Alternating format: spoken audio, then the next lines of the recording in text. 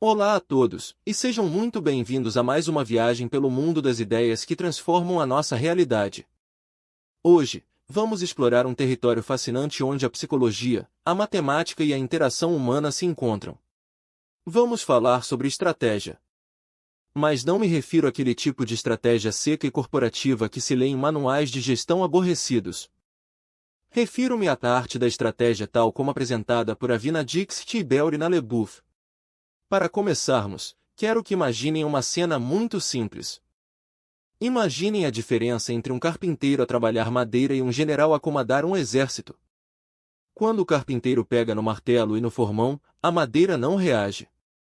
Ela não tenta mudar de forma para evitar ser cortada, não planeia partir-se no momento errado para ferir o carpinteiro. O ambiente é neutro. O carpinteiro apenas precisa de habilidade técnica. Agora, pense no general. Quando ele planeia um ataque, o inimigo não é passivo. O inimigo está a pensar, a antecipar, a tentar enganar e a preparar contra-ataques. O general não pode apenas pensar no que ele quer fazer, ele tem de pensar no que o inimigo pensa que ele vai fazer. E no que o inimigo fará em resposta. Esta é a essência da interdependência estratégica, e é exatamente sobre isso que vamos falar hoje, a teoria dos jogos aplicada à vida real. A verdade é que a maioria das nossas decisões na vida assemelha-se mais às do general do que às do carpinteiro. Quer estejamos a negociar um aumento salarial, a decidir em que faixa de trânsito conduzir, a fazer uma oferta numa casa ou até mesmo a tentar educar os nossos filhos, não estamos a agir no vácuo. Estamos cercados por outros jogadores ativos, cada um com os seus próprios objetivos, que muitas vezes entram em conflito com os nossos. Mas que por vezes também podem coincidir. O livro A Arte da Estratégia ensina-nos que não devemos apenas jogar o jogo, devemos entender as regras, antecipar as jogadas dos outros e, se possível, mudar o jogo a nosso favor. E para ilustrar isto, vamos começar com uma regra de ouro fundamental que os autores chamam de olhar para frente e raciocinar para trás. Parece simples, não é? Mas a aplicação prática é muitas vezes contrária à nossa intuição. Vamos analisar um exemplo clássico, quase anedótico, que ilustra este princípio de forma brilhante. Imaginem que estão em Jerusalém, tarde da noite, e precisam de apanhar um táxi. Dois economistas, os próprios autores do livro, viveram esta situação. Eles apanharam um táxi e disseram ao condutor o destino. O condutor, percebendo que eram turistas americanos, desligou o taxímetro e prometeu um preço especial, mais barato, invocando a sua hospitalidade. A intuição diz-nos para negociar ali mesmo, certo? Mas se pensarmos estrategicamente, olhando para frente, percebemos que a nossa posição de negociação é terrível antes de a viagem começar. Se não chegarmos a acordo, temos de sair e procurar outro carro à chuva ou no escuro. No entanto, se esperarmos até chegar ao destino para discutir o preço, a nossa posição muda drasticamente. Já estamos no hotel. O serviço já foi prestado e não pode ser retirado. O condutor não pode desconduzir-nos. A lei está do nosso lado se houver um taxímetro. Ao olharmos para frente, para o final do jogo, percebemos que o momento da negociação altera o poder de cada jogador. Claro que, no caso real relatado no livro, a negociação correu mal porque os autores ignoraram o orgulho e a irracionalidade humana. Mas a lição lógica permanece, antecipe o final para decidir o primeiro passo. Este princípio de raciocínio reverso é magistralmente ilustrado num cenário muito mais dramático, o programa de televisão Survivor. Imaginem-se na final.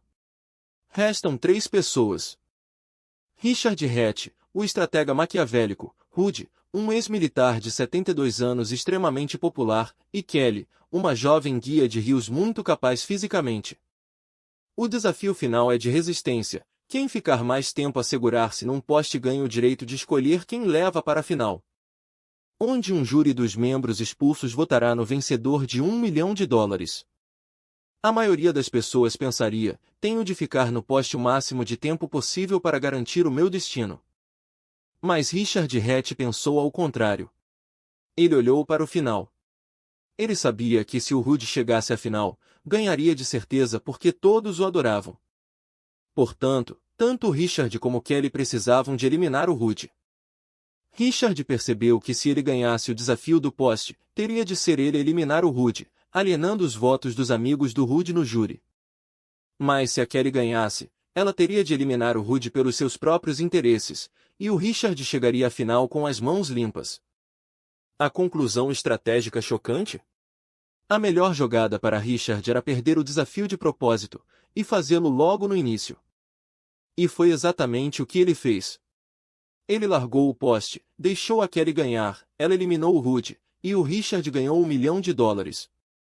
Ele ganhou o jogo perdendo a batalha, tudo porque olhou para frente e raciocinou para trás. Mas a vida nem sempre é sequencial, onde eu jogo, depois tu jogas, depois eu jogo. Muitas vezes, as decisões são tomadas simultaneamente, ou sem sabermos o que o outro está a fazer naquele preciso momento. Aqui entramos num dos conceitos mais famosos e muitas vezes mal compreendidos da teoria dos jogos, o dilema do prisioneiro. Vamos sair da teoria abstrata e olhar para algo muito real, a publicidade de cigarros.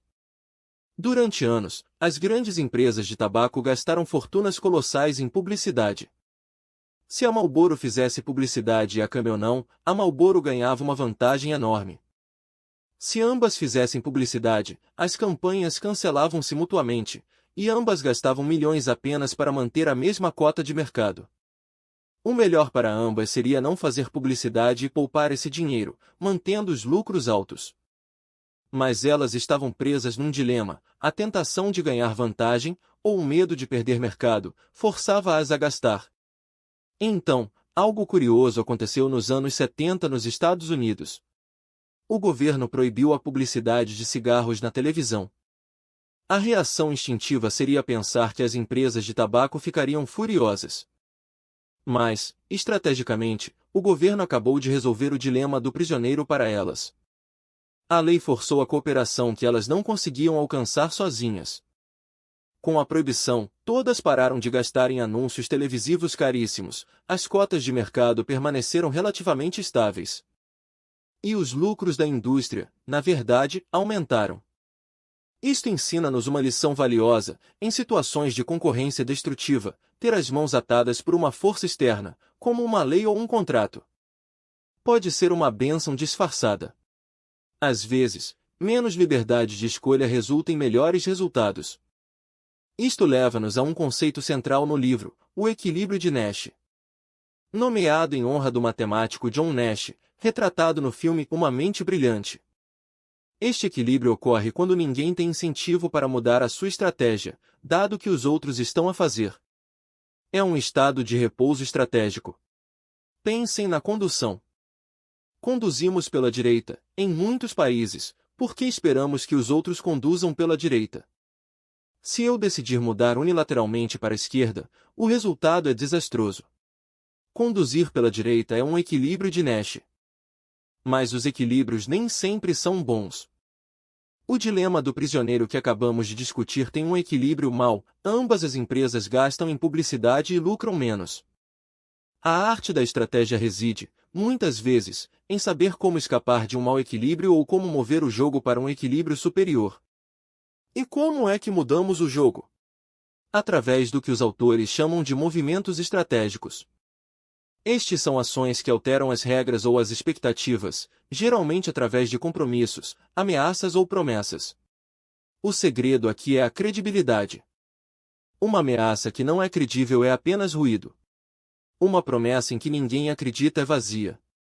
Vamos olhar para a história para entender isto. Quando Hernán Cortés chegou ao México para conquistar o Império Azteca, os seus soldados estavam aterrorizados pela superioridade numérica dos inimigos e falavam em retirar-se para os navios e fugir para Cuba. Cortés, num movimento estratégico lendário, ordenou que os seus próprios navios fossem queimados ou afundados, segundo algumas versões. À primeira vista, parece loucura destruir a tua única rota de fuga. Mas pensem no sinal que isso envia. Para os seus soldados, a opção de recuar desapareceu. Agora, só havia duas opções: vencer ou morrer. Isso aumentou drasticamente a sua determinação de lutar. Mas, mais importante ainda, pensem no sinal que isso enviou aos astecas. Eles viram um inimigo que não tinha para onde fugir, um inimigo que lutaria com o desespero de quem não tem nada a perder. Isso muda completamente o cálculo da batalha. Ao retirar opções a si mesmo, Cortés tornou a sua ameaça de lutar até o fim perfeitamente credível. No mundo dos negócios e da vida cotidiana, queimar navios pode assumir formas menos violentas, mas igualmente poderosas. Pensem numa empresa que constrói uma fábrica enorme com capacidade para abastecer todo o mercado, mesmo que a procura atual não o justifique.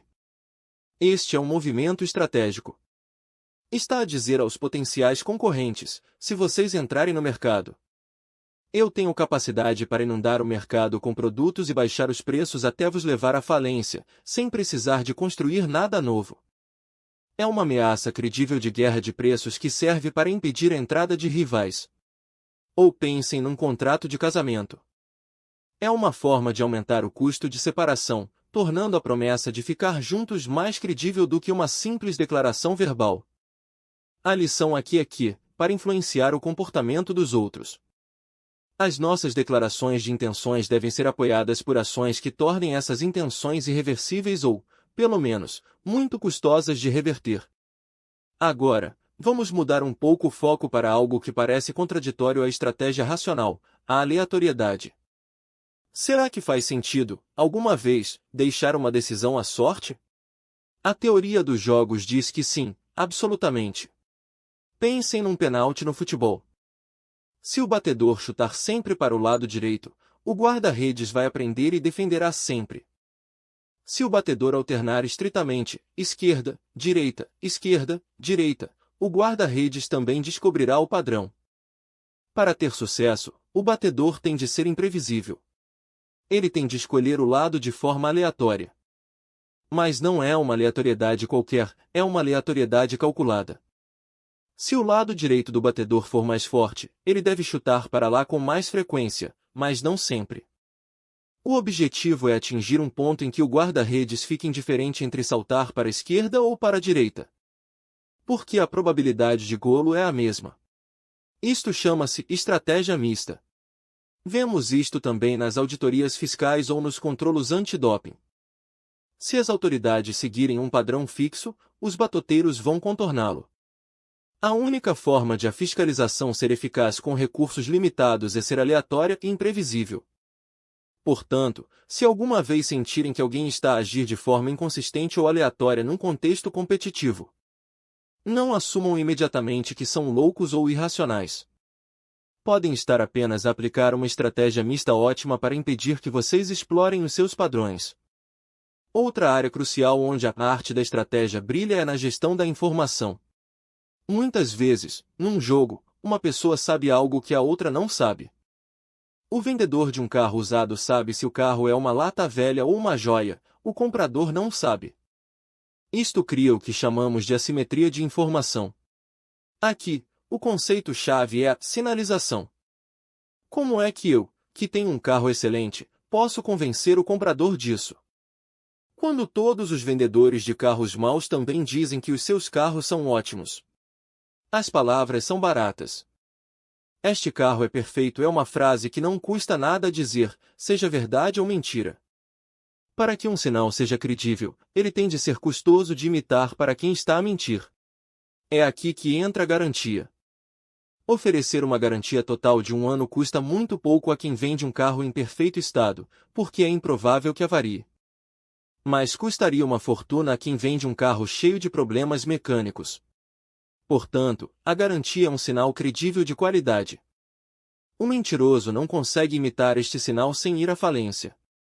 Vemos isto também no mercado de trabalho. Por que é que as pessoas tiram MBAs ou cursos difíceis? Claro, aprendem coisas úteis. Mas a teoria dos jogos sugere que o diploma também serve como um sinal de triagem. Ele demonstra disciplina, inteligência e capacidade de concluir tarefas difíceis. Mesmo que o conteúdo do curso não seja usado no dia a dia, o facto de o ter concluído separa os candidatos de alta qualidade dos outros. Algo que um simples "eu sou muito trabalhador" na entrevista não consegue fazer. E o que acontece quando não sabemos o valor de algo, como num leilão? Aqui entramos no perigoso terreno da maldição do vencedor.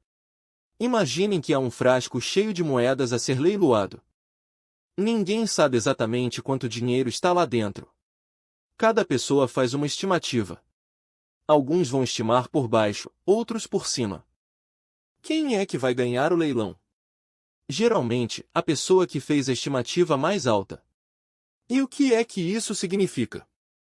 Significa que a pessoa que ganhou provavelmente sobreavaliou o conteúdo do frasco e vai pagar mais do que ele vale. Ganhar o leilão é, na verdade, uma má notícia. Significa que todos os outros acharam que o item valia menos do que você pagou. O livro ensina-nos que, em leilões de valor comum, onde o item tem o mesmo valor para todos, mas ninguém sabe qual é. Como um poço de petróleo ou um frasco de moedas, devemos baixar a nossa oferta para compensar este viés de otimismo. Se ganharmos, queremos ter a certeza de que não foi porque fomos os tolos mais otimistas da sala. Mas a estratégia não é apenas sobre competição, é também, e talvez principalmente, sobre cooperação e coordenação. Muitas vezes, ficamos presos em situações onde todos perdem porque não conseguimos coordenar as nossas ações. Pensem no trânsito.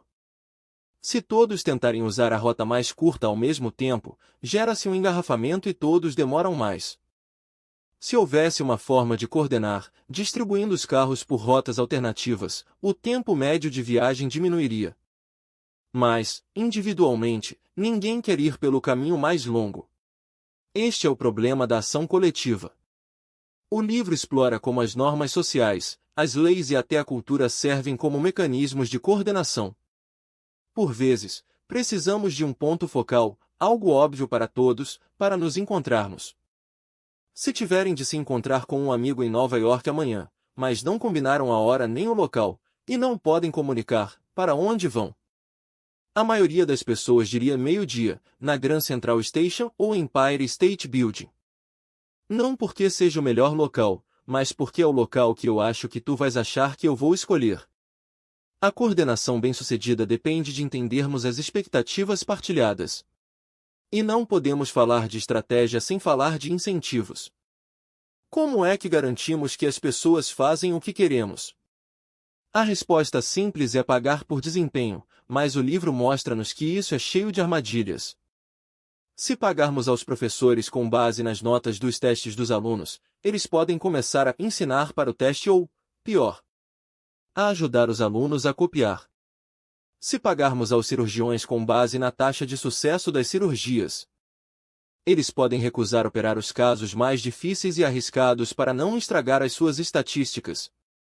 O problema é que temos o que medimos, e se a medida for imperfeita, o incentivo será perverso. Um sistema de incentivos inteligente tem de ser à prova de manipulação e deve alinhar os interesses de longo prazo, não apenas métricas de curto prazo. Vamos aprofundar um pouco mais a questão das ameaças e promessas, porque é aqui que a arte se torna subtil. Uma ameaça é dizer, se não fizeres o que eu quero, vou fazer algo que te vai prejudicar. Uma promessa é, se fizeres o que eu quero, vou fazer algo que te vai beneficiar. A estrutura é a mesma. A diferença crucial, muitas vezes esquecida, é que as ameaças, se funcionarem, não custam nada. Se eu ameaçar greve e a empresa ceder, eu não preciso de fazer greve. Já as promessas, se funcionarem, custam dinheiro. Se eu prometer um bônus e o funcionário atingir a meta, tenho de pagar. Isto leva a uma conclusão interessante: muitas vezes é mais barato governar por ameaças do que por promessas.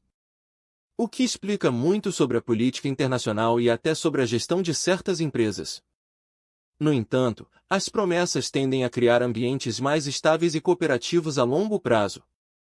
Outro aspecto fascinante abordado é a estratégia do brinkmanship, ou a estratégia de caminhar à beira do abismo. Isto foi muito usado durante a Guerra Fria. A ideia é criar um risco partilhado que é tão terrível que o outro lado recua. Não é dizer eu vou bombardear-te de certeza, porque isso iniciaria uma guerra total que ninguém quer. É dizer eu vou tomar a estação que aumenta o risco de a situação escorregar para uma guerra nuclear, algo que nem eu nem tu controlamos totalmente. É como dois carros acelerar um contra o outro no jogo da argalinha. Quem se desvia primeiro perde. Mas se ninguém se desviar, ambos morrem.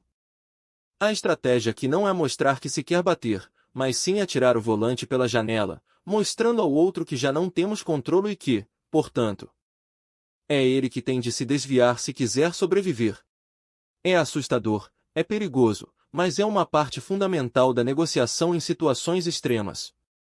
Para terminar, o que a arte da estratégia nos ensina é que devemos ser céticos, analíticos e empáticos. Empáticos não no sentido de sermos bonzinhos, mas no sentido de nos colocarmos verdadeiramente na pele dos outros para entender os seus incentivos e as suas restrições. Temos de perceber que o jogo nunca é estático. Cada movimento nosso muda o tabuleiro para os outros, e cada movimento deles muda-o para nós. A lição final é que a estratégia não é apenas sobre vencer o adversário. É muitas vezes sobre como estruturar a situação para que a cooperação seja possível e sustentável. É sobre transformar jogos de soma nula, onde para um ganhar o outro tem de perder, em jogos de soma positiva, onde o tamanho do bolo aumenta para todos. Seja ao decidir não entrar numa guerra de preços destrutiva, ao criar um sistema de incentivos justo para a sua equipa, ou ao educar uma criança para ser responsável, as ferramentas da teoria dos jogos estão lá, invisíveis mas poderosas. Portanto, da próxima vez que enfrentarem uma decisão difícil, parem. Olhem para frente e raciocinem para trás. Perguntem-se: o que é que os outros jogadores sabem que eu não sei? Pensem em como tornar os vossos compromissos credíveis. E lembrem-se, na grande teia de interações que é a vida, raramente jogamos sozinhos. Dominar a arte da estratégia é, no fundo, dominar a arte de viver com os outros de forma inteligente. Obrigado por ouvirem, e até a próxima jogada.